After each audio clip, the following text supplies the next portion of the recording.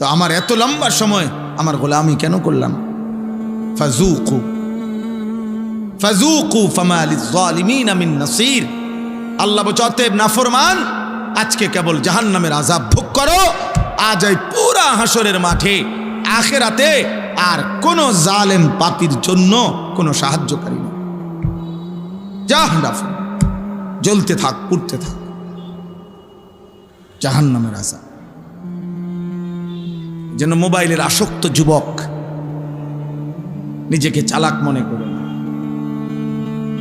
ভাত মাছ খাইয়া আমরাও বড় হয়েছি, তুমি মনে করো না তুমি বুদ্ধিমান আর আমরা বেউকুফ। কেন আমরা বেউকুফ হমু? কেন? আমরা তো ভাত খাইয়াই বড় হয়েছি।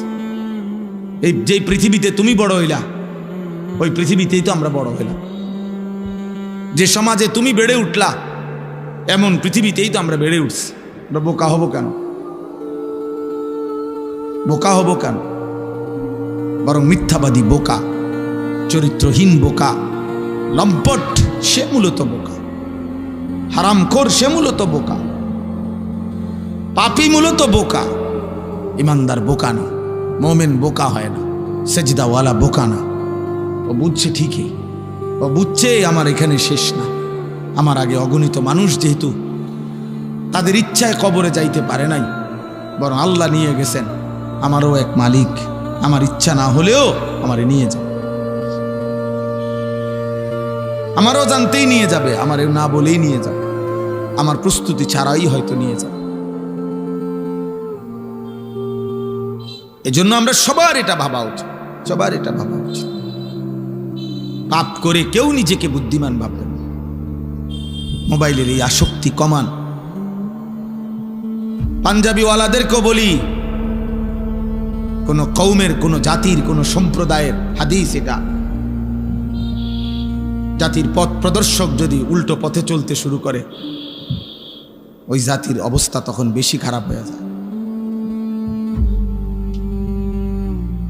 ওই জাতির হালাত তখন বড় বেশি করুণ হয়ে যায়। ওই জাতি আর পথ পায় না। যদি হাদি গুমরা হয়ে যায়, পথ প্রদর্শকই যদি উল্টো পথে যায়। এজন্য শুধু শুধু চুল, চেহারা, শুধু শুধু অনর্থক, যখন যেখানে যা দেখলাম তাই ছবি তুলতে হবে, এটা অসভ্যতা ছাড়ার কিছু। অমুক হুজুরের সাথে আমার একটা ছবি। কেন? ইতিপূর্বে কি মানুষ হুজুরদের সাথে দেখা করে নাই? গত 30 বছর আগে, এর আগে কি পৃথিবীতে হুজুর ছিল না? তো ওনারা কেমনে দেখা করবে? ওনারা কি ভালোবাসতো না আলেমদেরকে? এর আগে কি আলেমদের ইজ্জত ছিল না? এর আগে কি মানুষ আলেমদের কাছে আসতো না? এই অপদার্থ, এই টুপিওয়ালা, ওঠ এখান থেকে, ওঠো বেটা এখান থেকে, উঠান, এর ওর উঠাই দেন, উঠান থেকে। এই বেটা উঠো, উঠো, তুমি উঠো, ওঠো, ওঠো, দাঁড়াও, উঠো, যাও এখান থেকে, বাইরো। আবারও বাইর হয় না কেন? বাইর বেটা, এখন কেমন লাগে দেখ বেটা। পাঞ্জাবিওয়ালা ফালতু কোথাকার। যাও বেটা যাও, তোমার ওয়াজ শুনতে হবে না। জি বাপ, এটা ফিকির করেন। একটা জাতির চোখের সামনে বুঝি ধ্বংস হয়ে যাবে। একটা জাতির যুব সমাজ বুঝি আমাদের এত মানুষ, এত প্রযুক্তি, এত আধুনিকতা, এত অর্থ, এত প্রাচুর্য, এত ঘর, এত দালান, বিল্ডিং, সব কিছু সুন্দর, সব কিছুই এখন আরামদায়ক, কত সুন্দর সুন্দর ব্যবস্থাপনা। মনে করেন একটা মাদ্রাসার বোর্ডিংয়ে এখন 3 বেলা খানা খাওয়া। আমরা পুরা ছাত্র জীবন কোনোদিন 3 বেলা খানা খাই না। পুরা ছাত্র জীবনে আমি কোনোদিন দেখি নাই 3 বেলা খানা খাই। আমাকে আমলে এমন ছিল? এটা ছিল না।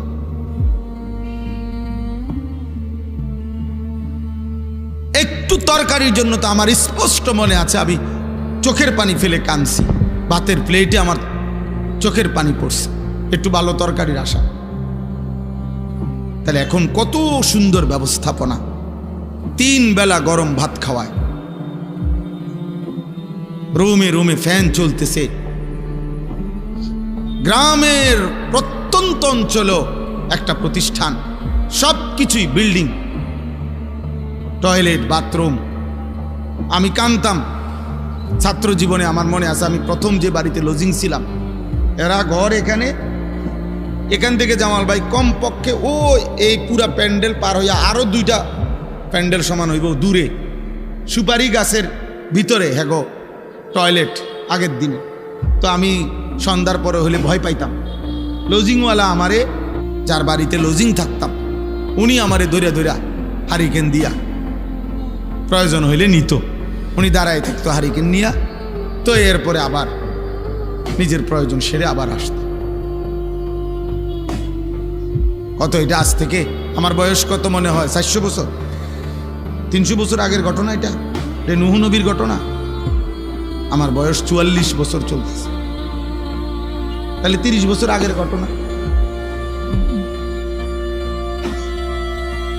এজন্য ভাই, বন্ধু, প্রিয় বাবা, অভিভাবক শ্রেণী, আমরা সবাই মিলে আমাদের খামখেয়ালি কিন্তু সীমা বেড়ে যাচ্ছে। এমন নাফরমানির পরে আমাদের কপালে সুখ আসবে না। এত গুনাহ, এত পাপ, এত নারী, এত ছবি, এত জিনা, এত ব্যভিচার, এত মদ, এত জুয়া, আমাদের বোনদের, আমাদের মায়েদের এত বেপরদেগি, আমাদের নিরাপত্তা, আমাদের স্বস্তি, আমাদের শান্তি, সুখ কেড়ে নিচ্ছে। আমাদের উপরে বড়সড় আযাব আসবে, বড়সড় আযাব আসবে, বড়সড় মুসিবত আসবে। আমি এইমাত্রই হাদিস পড়ছি, আল্লাহর নবী সাল্লাল্লাহু আলাইহি ওয়াসাল্লামের বিশুদ্ধ হাদিস, তিরমিজি শরীফের হাদিস। নবীজি বলেন, লা ইয়াকুনু ফি উম্মতি খাসফুন ওয়া কাসফুন ওয়া মাসখুন। ফি উম্মতি বলছেন, আমার উম্মতের মধ্যে শেষ জামানায় 3টা বড় বড় আযাব আসবে।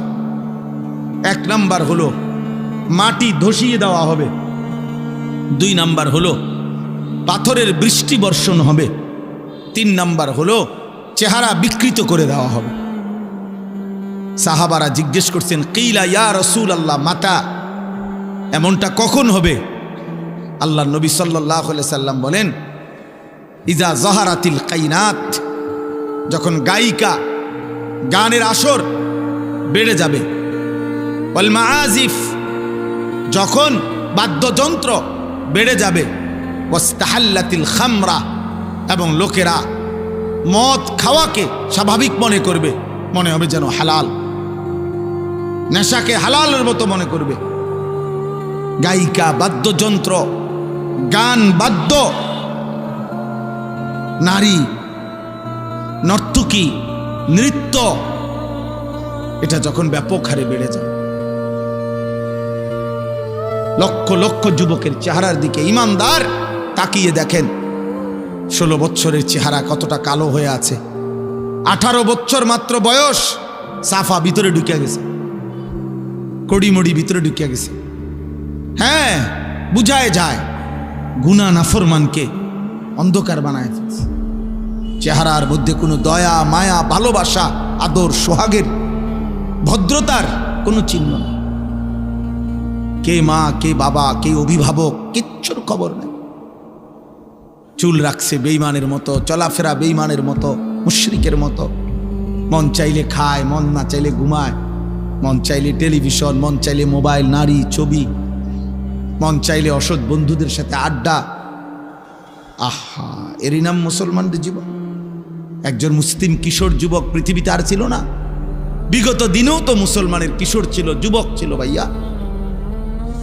এখন যাদের বয়স 60 বছর, তো ওই ছেলেরা বাবা ওনাগরে জিগাও, তোমার দাদার বয়সী, চাচার বয়সী, যে আপনার 14 বছর, 18 বছর, 20 বছর চাচা, হোক না জেনারেল লাইনের মানুষ, হোক হুজুর না, পাবলিক গ্রামের মানুষ, সাধারণ খেটে খাওয়া মানুষ, তো ওনারে জিজ্ঞাসা করো, বিবেকবান একটা ছেলে, যে আপনি আপনার 20 বছর 25 বছর বয়সটা কেমনে কাটাইছিলেন?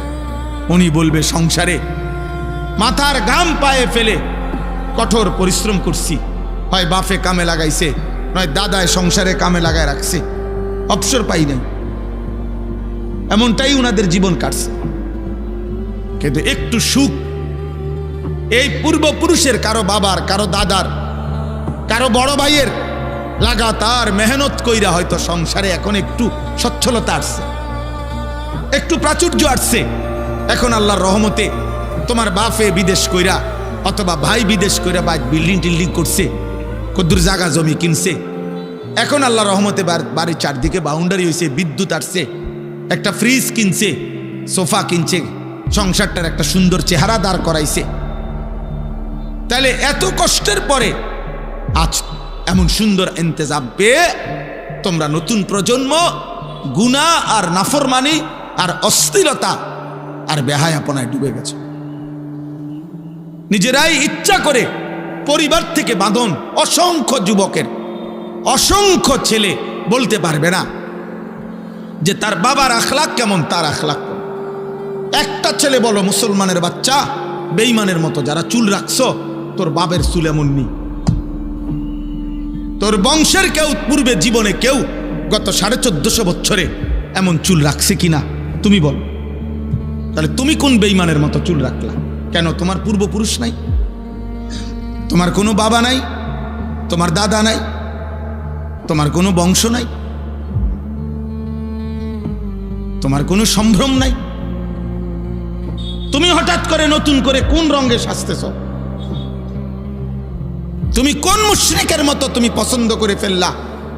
তোমার বাপ দাদা সব ভুল ছিল, তোমার নবী ভুল, তোমার সাহাবারা ভুল ছিল। এত সাহাবা, এত আউলিয়া, এত উলামা, যুগ যুগ ধরে তারা সব অভদ্র, তারা সবার রুচি নাই, তাদের কারো কাছে কোনো সৌন্দর্য নাই। বেঈমানের কাছে সৌন্দর্য, কোনো খেলোয়াড়, কোনো নর্তকী, কোনো টিকটকের অসৎ চরিত্রবান যুবক, আহা কামডা করলা কি? এত ফালতু কাজে, এত বেহুদা কাজে, এত অনর্থক কাজে জীবন নষ্ট করা, এটা ইমানদারের স্বভাব না। আমার শায়েখ আল্লামা মুফতি মুশতাকুন নবী কাসেমি হুজুর বলে, এক ইমানদারের উচিত যে আমি আমার জীবনটা হয় দুনিয়াবি কাজেই ব্যস্ত রাখবো, আর যখনই কাজ শেষ তখনই আমি আমার আল্লাহর জিকির, আমার আল্লাহর ইবাদতেই মগ্ন থাকবো। ওয়ালা ওয়াবতাগি ফিমা আতাকাল্লাহুদ দারাল আখিরা, আল্লাহ বলেন আমি তোমাকে যা দিয়েছি বান্দা, শরীর, স্বাস্থ্য, জীবন, যৌবন, সুস্থতা, অর্থ, সম্পদ, কামাই, রোজগারি, টাকা পয়সা, আমি যা দিলাম, তোমার প্রথম ডিউটি আমার দেওয়া সবকিছু পেয়ে তোমার প্রথম দায়িত্ব বান্দা আখিরাতের ঘর জান্নাত তালাশ করো। আল্লাহ বলছে। 2 নাম্বার, ওয়ালা তানসা নাসিবাকা মিনাদ দুনিয়া, হ্যাঁ শুধু আখিরাত তালাশ করতে গিয়ে তোমার দুনিয়ার প্রয়োজন ভুলে যেও না। তোমার একটা সংসার আছে, তোমার স্ত্রী আছে, তোমার সংসার হবে, তোমার ছেলে মেয়ে হবে, তোমার একটা ঘর দরকার, তোমার একটু আরাম দরকার, তোমার একটা ফ্যান দরকার, তোমার রুমের মধ্যে একটা এসি হলে আরো ভালো হইতো, তোমার একটা ফ্রিজ দরকার, তোমার দরজাটার মধ্যে কলাপসিবল গেট দরকার, তোমার একটা মোটর সাইকেল হলে আরাম হইতো, তোমার একটা গাড়ি হইলে আরাম হইতো, তোমার আরেকটু টাকা পয়সা হইলে বাচ্চা কাচ্চাগুলো একটু আরামে চলতে পারতো। তো ঠিক আছে, আল্লাহ বলছেন আমি তো এটা নিষেধ করি না, তোমার দুনিয়ার প্রয়োজন তুমি ভুলে যেও না, রোজগার করো, হালাল উপার্জন করো, আমি আল্লাহ দেব। তো ইন্নাল্লাহা ইয়ারযুকু মান ইয়াশাউ বিগাইরি হিসাব, আল্লাহ বলেন নিশ্চয়ই আল্লাহ যাকে চান তাকে হিসাব ছাড়া রিজিক দান করেন। আল্লাহ দেবে তো, আল্লাহ তাআলা বলছেন ভাগ করে দিয়েছেন, তো হয় কাজ করো নয় আমল করো। শায়েখ এজন্য বলেন যে কাজের মধ্যে থাকবে বান্দা, তো কাজ, নামাজের ওয়াক্ত হইছে, সাথে সাথে নামাজ, নামাজ শেষ আবার কাজ।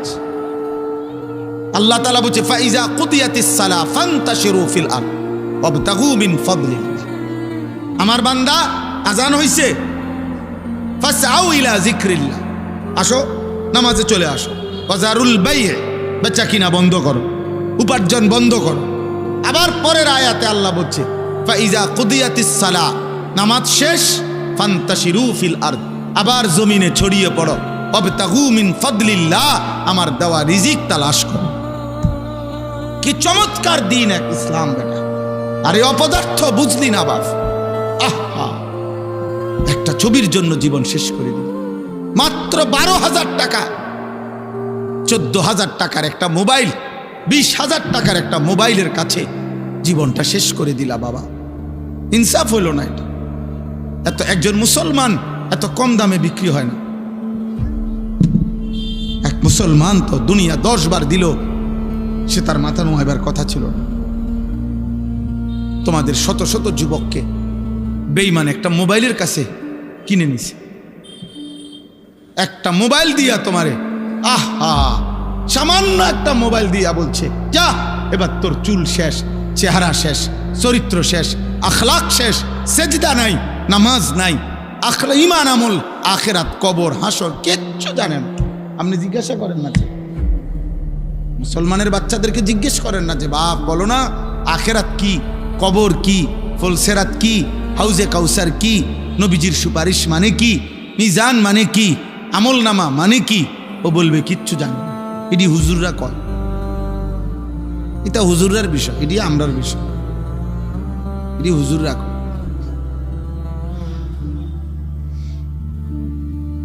কি শিখাইলেন সন্তানকে, কি বুঝাইলেন? আপনার চোখের সামনে সন্তানের এই অসৎ জিন্দিগি। আহা, বাবাদের তো উচিত ছিল চোখের পানি ফেলে কাঁদা, যে আরে আমি আমার চোখের সামনে দেখে গেলাম আমার ছেলে এক ওয়াক্ত নামাজ পড়ে না, ও আমার মৃত্যুর পরে কি? আমার চোখের সামনে দেখে গেলাম আমার স্ত্রী বেপর্দা, আমি বেঁচে থাকতেই দেখে গেলাম আমার ছেলের ঘরের নাতি নাতনিগুলো নামাজ পড়ে না, কোরআন পড়তে জানে না। আয় হায় চাচা, আপনার মৃত্যুর পরে কে আপনার জন্য দোয়া করবে? ওই হুজুর দি, আলগা হুজুর। হ্যাঁ, আলগা হুজুরের দোয়া আর ফুতের দোয়ার তফাৎ আছে, কসম খোদার তফাৎ আছে। যার বাপ মরছে তার কলজার ব্যথা আর কাবা শরীফের ইমামের ব্যথা এক না।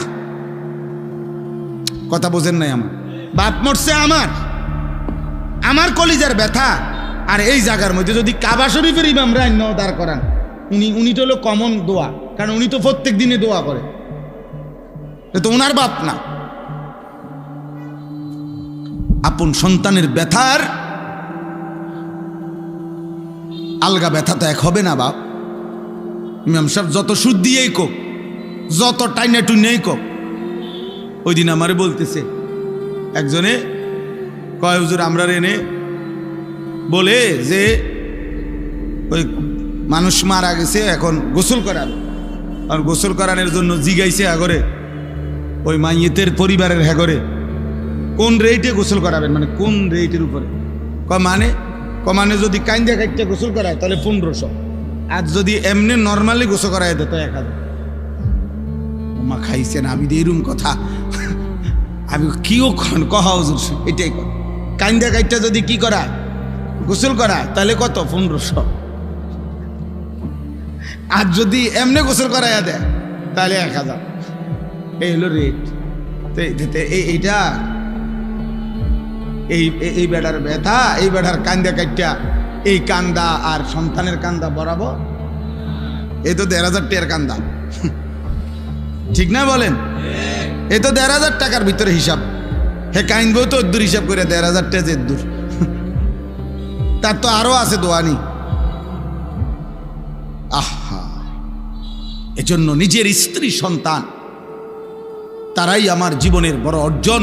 তাদের ঈমান, তাদের সেজদা, তাদের আখিরাত, তাদের আখলাক। মা নাহালা ওয়ালিদুন ওয়ালাদাহু মিন নুহলিন মিন আদাবিন হাসান। আল্লাহর নবী সাল্লাল্লাহু আলাইহি সাল্লাম বলেন, কোন পিতা মাতা তার সন্তানদের জন্য সবচেয়ে বড় যেই উপঢৌকন নিয়ামত রেখে যায় তা হচ্ছে আদাবুন হাসান, উত্তম আখলাক, উত্তম চরিত্র, ঈমান, সেজদা, মালিকের গোলামি, নবী সাল্লাল্লাহু আলাইহি সাল্লামের সুন্নাতের অনুসরণ। এটা হলো কোনো বাবা মায়ের রেখে যাওয়া সন্তানের জন্য সবচেয়ে বড় সম্পদ। হযরতে লোকমান, আমি এই আয়াত পড়ছি, সূরা লোকমানের 2টা আয়াত পড়ছি, আপনাদেরকে এক্ষুনি তর্জমা বলতেছি। এখানে আছে হযরতে লোকমান ওনার ছেলেকে একটা একটা করে ওসিয়ত করছেন। এই ওসিয়তের মধ্যে 1 নম্বরে বলছেন পুত শিরিক করো না। সন্তানকে বলছেন বাবা নামাজ পড়ো, সন্তানকে বলছে 1 জাররা গুনাহ করো না। তো একটা কথা বলছে এখানে লোকমান হাকিম ওনার ছেলেকে, যে হে আমার সন্তান, গুনাহ করবার জন্য তুমি যদি কোনো 1 বিন্দু, ইন্নাহা ইনতাকু মিসকালা হাব্বাতিন মিন খারদালিন, 1 সরিষার দানা পরিমাণ, এই বিন্দু পরিমাণ গুনাহ করার জন্য, ফাতাকুম ফি সাখরাতিন, এই গুনাহটা যদি তুমি কোনো পাথরের ভিতরে করে থাকো, আও ফিস সামাওয়াত, অথবা 7 আসমানের উপরে করে থাকো, আও ফিল আরদ, অথবা 7 তবক জমিনের নিচে কোথাও করে থাকো, আল্লাহ বলেন, লোকমান হাকিম বলছেন ছেলেকে, ইয়াতি বিহাল্লাহ, আল্লাহ কিয়ামতের দিন সেটাও তোমার সামনে নিয়ে আসবে। আড়াল করো না বাপ, আল্লাহকে আড়াল করা যায় না, এমন মালিককে গোপন করা যায় না। দুনিয়াকে আড়াল করা যায়, এই পৃথিবীর সকলকে হয়তো আড়াল করা যায়, কিন্তু মহান আল্লাহকে আড়াল করা যায় না বাবা। আল্লাহ তাআলা বলেন, ওয়ামিনান নাসি মান ইয়াশতারি লাহওয়াল হাদিস, এই সূরা লোকমানের 6 নম্বর আয়াত, 31 নম্বর সূরা, 21 নম্বর পারা। আল্লাহ তাআলা বলেন, আমার কিছু বান্দা আছে এমন, মান ইয়াশতারি লাহওয়াল হাদিস লিয়ুদিল্লা আন সাবিলিল্লাহ, প্রতিনিয়ত আজানের জবাবে আশহাদু আন্না মুহাম্মাদার রাসূলুল্লাহ, মুয়াজ্জিন সাহেব যখন এটা বলে, এটার জবাব দিতে হবে ঠিক এইটা বললেন, এরপরে সাল্লাল্লাহু আলাইহি সাল্লাম বলা যাবে, বা বলাও কোনো অসুবিধা নাই, বা বলাই উচিত। কিন্তু মুয়াজ্জিন যখন বলে আশহাদু আন্না মুহাম্মাদার রাসূলুল্লাহ, তো শুধু সাল্লাল্লাহু আলাইহি ওয়াসাল্লাম বললে আজানের জবাব হয় না। নবীজির নাম শুনলে যে সাল্লাল্লাহু আলাইহি সাল্লাম বলতে হয়, এইটা আদায় হয়। তো এইটা তো সবসময়ের হুকুম, ঠিক আছে, এটা আদায় হলো, কিন্তু আজানের জবাব হয় না। আজানের জবাব হবে যদি হুবহু মুয়াজ্জিন যেটা বলছে এটা আবার বলতে হবে। আর হাইয়া আলাস সালাহ হাইয়া আলাল ফালাহ, এর মধ্যে যে ব্যতিক্রম কি বলতে হবে, লা হাওলা ওয়ালা কুওয়াতা ইল্লা বিল্লাহ, সেটা নবীজি বলে দিছে। অতএব এটা জরুরি মনে রাখ। 1 2 নাম্বার হলো আজান শেষ হওয়ার পরে দুরূদ শরীফ পড়া সুন্নত, এরপরে দোয়া পড়া সুন্নত। আজানের যে দোয়া এটাই সুন্নত হাদিসের, এর ব্যতিক্রম যারা করছে করে, এটার দলিল ওনাদের কাছে, আমাদের কাছে নাই। এটা ওনারা যারা করে তাদের কাছে দলিল, এই জন্য এর ব্যতিক্রমের দলিল এটা ওনারা পাইছে, কোথাও পাইতে পারে হয়তো, কিন্তু আমরা পাই না, বা তালাশও করছি, খুঁজেও দেখছি যে আজানের আগে দুরূদ শরীফের পৃথক কোনো দলিল হাদিসের মধ্যে সাহাবা কেরামের আমলের মধ্যে আছে কিনা আমরা পাইনি। ওনারা পাইলে আলহামদুলিল্লাহ, ঠিক আছে, ওনাদের কাছে থাকতেই পারে, আমাদের কাছে নাই। আমরা যেটুকু পাইলাম এটা বললাম আর কি আপনাদের। আল্লাহ আমাদেরকে মানার তৌফিক দান করেন।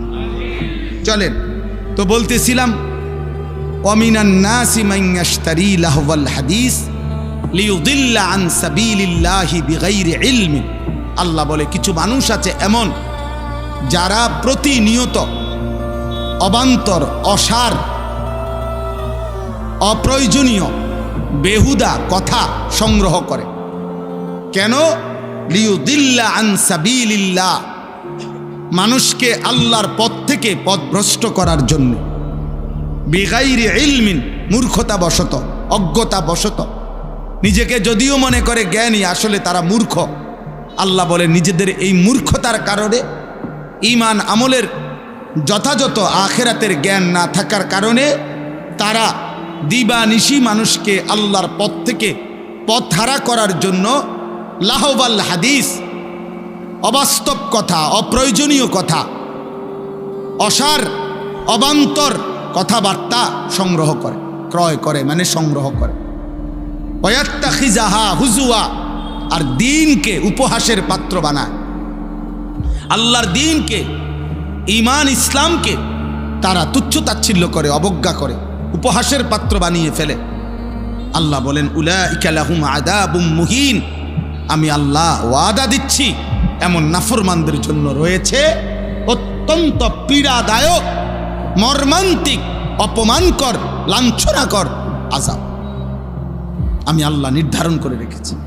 দোস্ত, এই কথাটাই শুধু আমি বলতে চাই এক মিনিটে। এখানে আল্লাহ তাআলা, আমি আমার নওজোয়ান ভাই অনেক, মাশাআল্লাহ, এই জন্য দোস্ত তোমাদের কাছে বলার জন্য বিশেষভাবে এই আয়াত পড়ছি, মুরব্বীদের শুনলেও ফায়দা হবে। সেটা হলো এখানে একটা শব্দ আছে, আল্লাহ বলছে লাহওয়াল হাদিস, অপ্রয়োজনীয়, অবান্তর, অসার, অযৌক্তিক, বেহুদা কথা যারা সংগ্রহ করে, আল্লাহ তাআলা বলেন তাদের জন্য যন্ত্রণাদর, অপমানকর আযাব। তাহলে এই কথাটার ব্যাখ্যা হলো, সমস্ত তাফসীরের মধ্যে আছে যে এই পৃথিবীতে সবচেয়ে প্রথম অপ্রয়োজনীয়, বেহুদা, অনর্থক কথা কি, লাহওয়াল হাদিস কি, সমস্ত তাফসীরের মধ্যে আছে। হযরত আব্দুল্লাহ ইবনে মাসউদ রাদিয়াল্লাহু তাআলা আনহু, নবীজির বিখ্যাত সাহাবী, তিনি আল্লাহর কসম দিয়ে বলছেন, ওই সাহাবী কসম দিয়ে বলছে, ওয়াল্লাহিল্লাযী লা ইলাহা ইল্লা হু, আমি ওই আল্লাহর কসম করছি যেই আল্লাহ ছাড়া আর কোনো ইলাহ নাই, হুয়াল গিনা, অবাস্তর, অবান্তর, অসার, বেহুদা কথার এক নাম্বার হলো আল গিনা, সমস্ত গান, সমস্ত বাদ্য। এবং এই কথাটা অগণিত সাহাবায়ে কেরাম বলছেন। এজন্য দোস্ত, আমি এই ছোট্ট একটা আমলের কথা, একটা গুনাহের কথা শুধু মনে করাই দিলাম যে একজন মুসলমান, বিবেকবান, ইমানদার, যার রক্তে ঈমান আছে, যার কলিজায় ঈমান আছে, যে আল্লাহ চিনে, নবী সাল্লাল্লাহু আলাইহি ওয়াসাল্লামকে চিনে, গান, বাদ্য, গায়িকা, নর্তকী, নৃত্য, গানের আসর, গানের মজমা, গানের পরিবেশ, গানের ছবি, গান বাদ্যের এরকম ঝংকার, এটা কোনো মুমিন, কোনো ইমানদার শুনতে পারে না, বরদাস্ত করতে পারে না।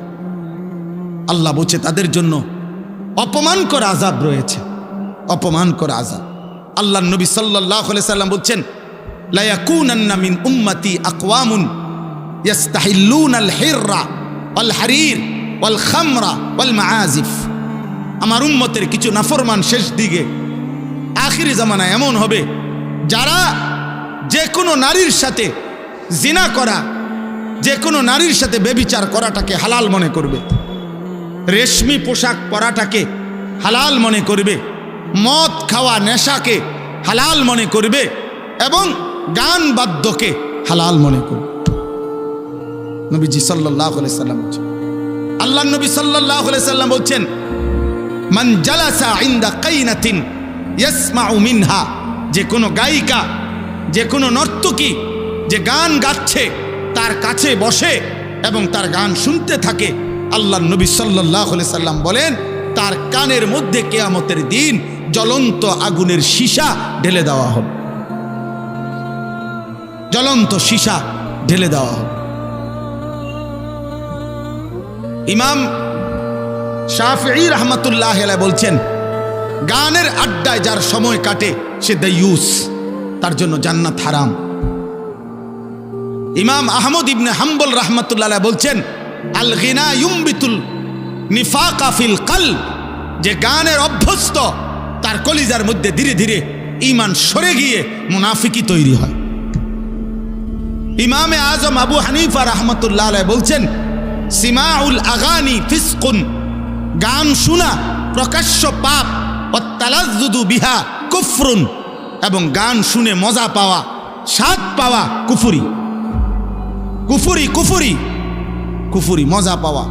এই যেমন তাল মারে, হাত লাড়ে, পাও লড়ে, শরীর নাড়ে, বাড়ি দেয়, এই যে মজা পাইল না, এটা এই স্বাদ পাওয়া, মজা পাওয়া গান শুনে, তিনি বলছেন কুফরি, তিনি বলছেন কুফরি। হ্যাঁ, হযরত ওমর ইবনে আব্দুল আজিজ রাহমাতুল্লাহ আলাইহি বলছে যে কলিজার ভিতরে আল্লাহর কোরআন আছে, সেখানে গান থাকতে পারে না। যে দিলের মধ্যে গান আছে, সেই দিলে আল্লাহর কোরআন থাকতে পারে না। লা ইয়াজতামিউ ফি কলবিন ওয়াহিদ, এক অন্তরে গান এবং কোরআন দুইটা জমা হয় না। ইম্মাল কোরআন ওয়া ইম্মাল গিনা, হয় কোরআন থাকবে নয়তো গান থাকবে।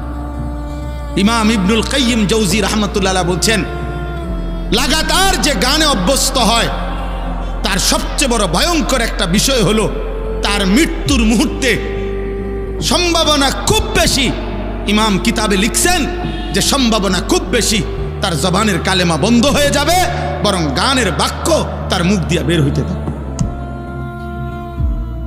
এজন্য প্রিয় ভাই আমার কথা শেষ, দোস্ত আমার, বন্ধু আমার, নওজোয়ান সাথী আমার, মোবাইলের মাধ্যমে প্রতিনিয়ত তো তোমরা নারী, গায়িকা, নর্তকী, গান, বাদ্য, এই অস্থিরতার মধ্যে যদি ডুবে থাকো দোস্ত, এ তোমার ধীরে ধীরে ঈমান শেষ করে দিবে। হয় তোমাকে মুনাফিক বানায় দিবে, নয় তোমাকে বেঈমান বানায় দিবে। শেষ পর্যন্ত অর্জন তো কিছুই হবে না। গায়িকা দিয়ে তুমি করবা কি, নায়িকা দিয়ে তুমি করবা কি, শেষ পর্যন্ত আখিরাতটা নষ্ট হবে। এজন্য দোস্ত আমার, আমি অনুরোধ করলাম, কোরআনুল কারীমের মধ্যে আল্লাহ বলছে, আফামিন হাদাল হাদিসে তাজাবুন ওয়া তাদহাকুনা ওয়া লা তাবকুন ওয়া আনতুম সামিদুন।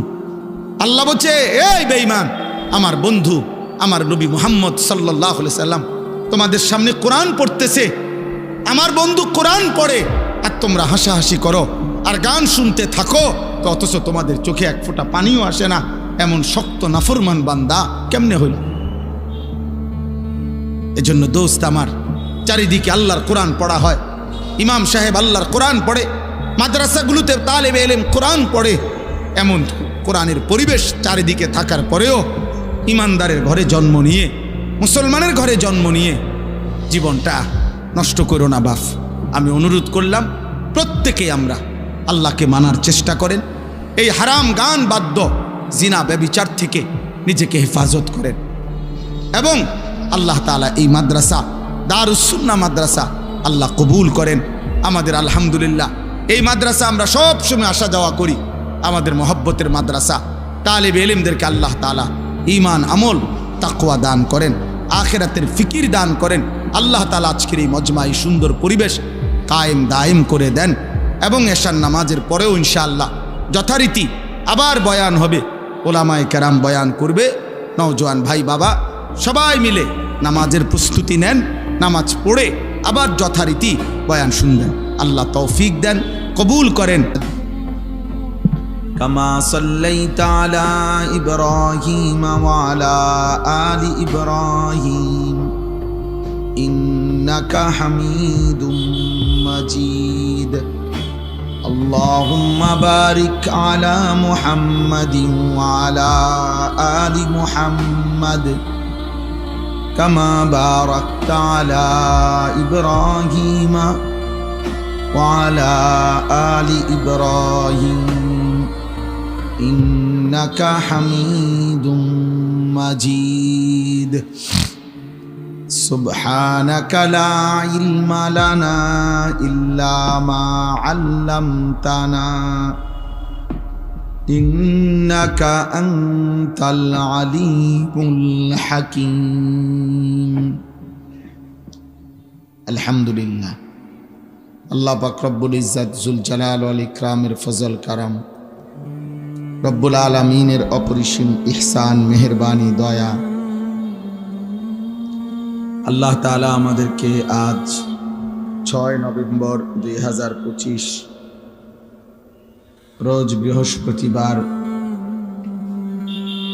কুমিল্লা জেলা বুড়িচং উপজেলাধীন জামিয়া আরাবিয়া দারুস সুন্নাহ বুড়িচং মাদ্রাসার হিফজ ছাত্রদের পাগড়ি প্রদান উপলক্ষে আজকের এই 18তম বার্ষিক ওয়াজ মাহফিলে আল্লাহ তাআলাই আমাদেরকে আসবার, বসবার, আল্লাহর জন্যই জমা হওয়ার তৌফিক দান করেছেন। আলহামদুলিল্লাহ। উপরে নিচে ছোট বড় সকলেই হাতে ধরা শখ মোবাইল বন্ধ করে দেন।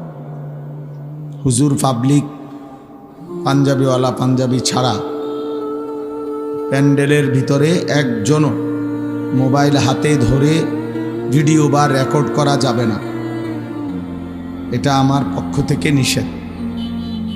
পছন্দ না হলে চলে গেলে ভালো। মানতে যদি কারো কষ্ট হয় তুমি চলে গেলে ভালো ভাই, নাই তো আমি উঠাইয়া দেব। কোনো জবরদস্তি নাই, শুনতেই হবে এমন কোনো জবরদস্তি নেই। কিন্তু মোবাইল ধরে রেকর্ড করা যাবে না, ভিডিও করা যাবে না।